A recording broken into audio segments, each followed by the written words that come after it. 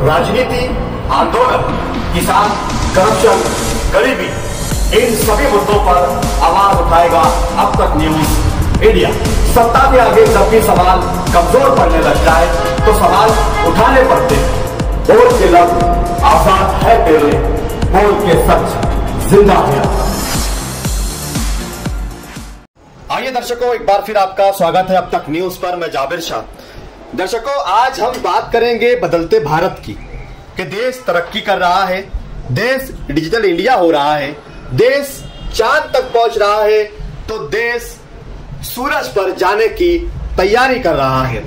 10 सालों में जब से भाजपा की सरकार भारत में आई है, हमारे कान में एक ही गूंज सुनाई देती है कि देश तरक्की कर रहा है, देश विकास की ओर जा रहा है, देश डिजिटल हो रहा है और देश पावरफुल हो रहा है।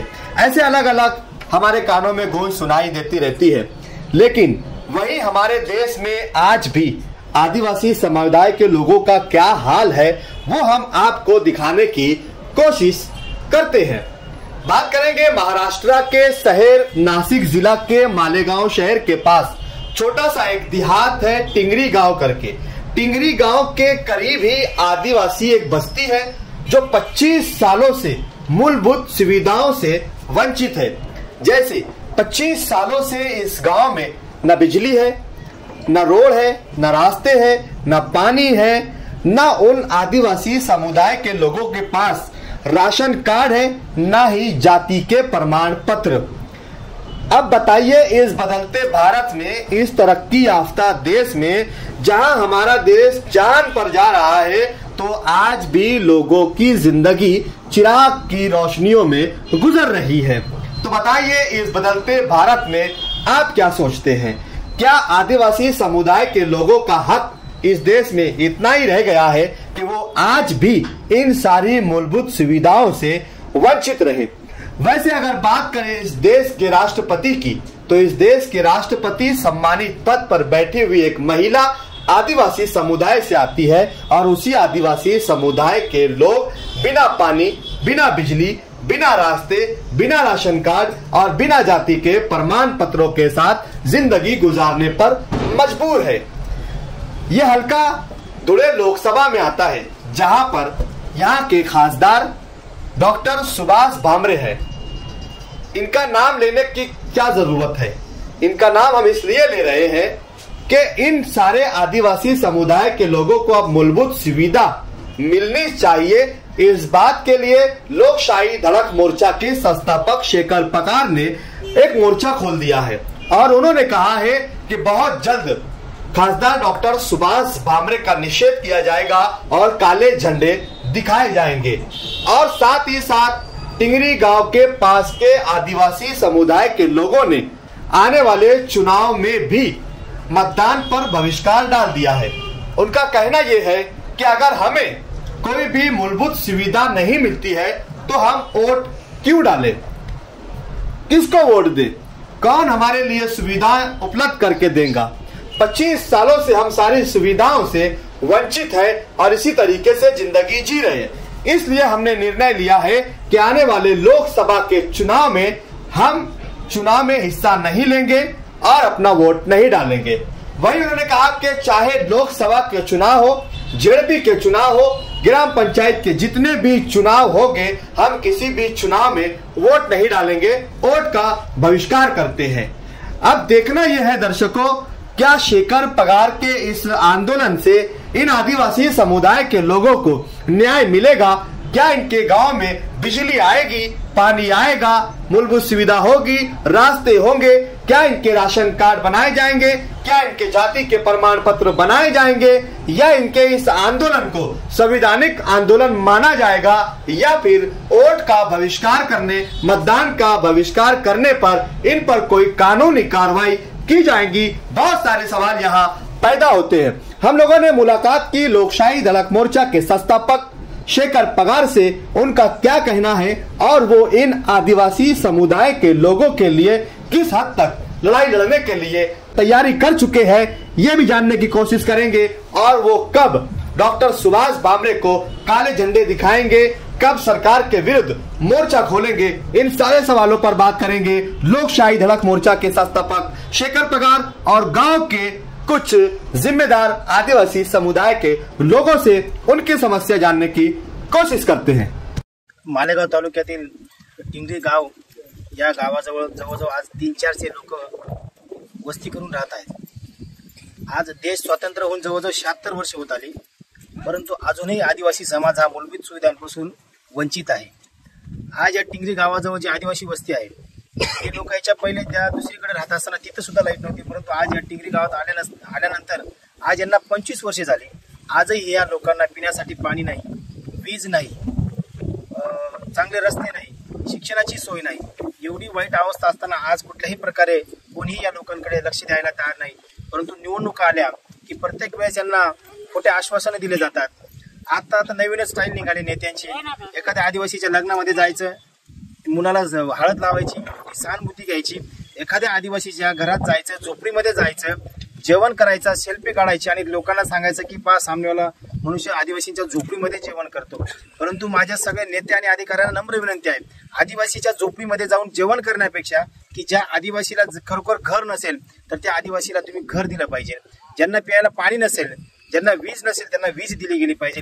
या सुविधा दिल्यानंतर तुम्हाला कुठल्याही खोट्या सहानुभूतीची गरज नाही। परंतु माझी समाज बांधवांना नम्र विनंती आहे, येणाऱ्या लोकसभा निवडणूक असेल किंवा विधानसभा निवडणूक असेल, यावेळेस तुम्ही विचार करून मतदान केलं पाहिजे। दरवेळेस तुमच्या मतदानाचा वापर केला जातो, तुमचा वापर केला जातो आणि विलक्षण झाल्यानंतर तुम्हाला सोयीस्कर दुर्लक्षित केले जातं। आज आपला देश स्वातंत्र्य होऊन 76 वर्षे होत आली, परंतु आजही आपला समाज दुर्लक्षित केला गेला का? की आपल्याला शिक्षणाचा महत्व समजलेले नाही।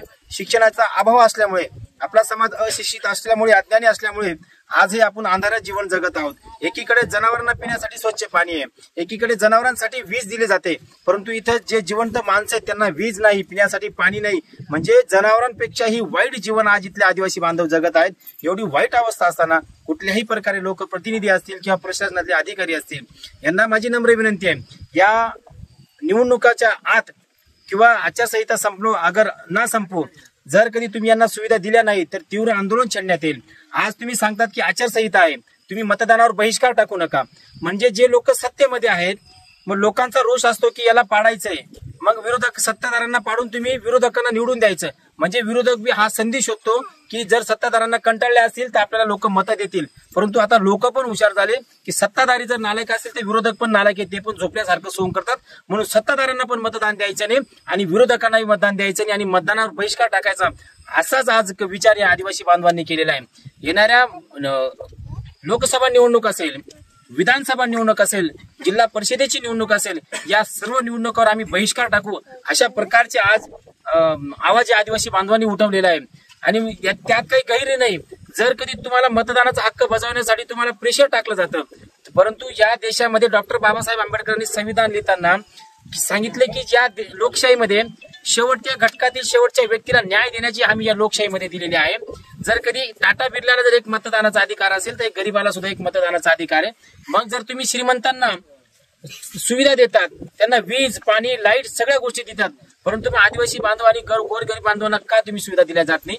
एका रेशन कार्डसाठी 10-10 हजार रुपये मोजावे लागतात आणि जातीच्या दाखल्यासाठी 15-15, 20 हजार रुपये मोजावे लागतात। हे आदिवासी बांधव आज इथं रात्रभर या महिला पाणीसाठी जागतात आणि दिवस पोट भरण्यासाठी या महिलांना आणि पुरुषांना कामासाठी जावं लागते। एवढा मोठा अन्याय होत असताना देखील कुठल्याही प्रकारे राजकीय नेत्यांचे या लोकांकडे लक्ष नाही।